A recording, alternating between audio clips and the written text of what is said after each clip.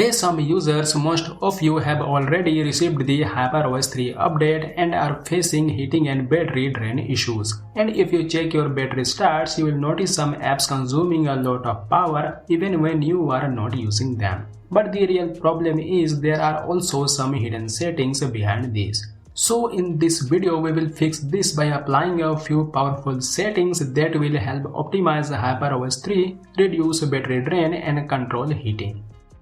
First, start with Autostart apps. A lot of apps runs automatically in the background and keep consuming battery. So just go to the Security app, then Manage apps. And turn off Autostart for apps you don't really need. This is one of the most effective changes and you will notice the difference in your daily usage. Now once you fix this, move to App Battery Status.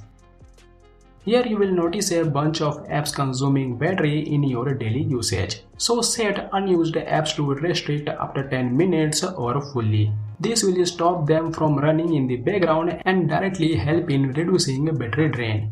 But this is not enough. If your phone is heating, then refresh rate also matters. 120Hz is smooth, but not every app needs it. Especially on low-end devices, you can disable 120Hz for basic apps where it doesn't make much difference. This helps reduce battery drain and heating without affecting daily usage. Now to reduce heat and battery drain, you need to disable some background scanning settings. For example, turn off Wi-Fi and Bluetooth scanning in location settings, disable printing services by searching print in settings, and turn off device scanning in Google services. This keeps running in the background even when you are not using them and contribute to unnecessary battery drain. Now here's something most users are doing wrong without even realizing it. If you are installing a HyperOS 3 launcher APK from Telegram groups or other website just to get new features, that can actually cause battery drain and heating.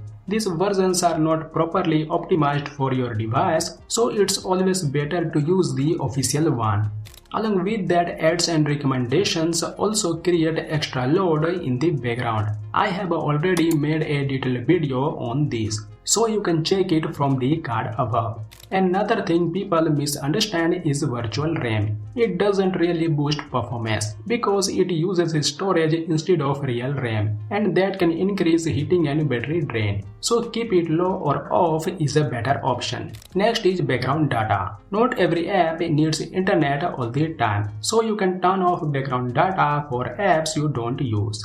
Also, if any themes from outside sources or the ones I share is not running properly on your device, especially on low-end devices, switch to a similar layout from the official theme store for a more stable experience. Other basic things like controlling notifications, using 5G only when needed, and keep Play Store updates on Wi-Fi only are things you probably already know.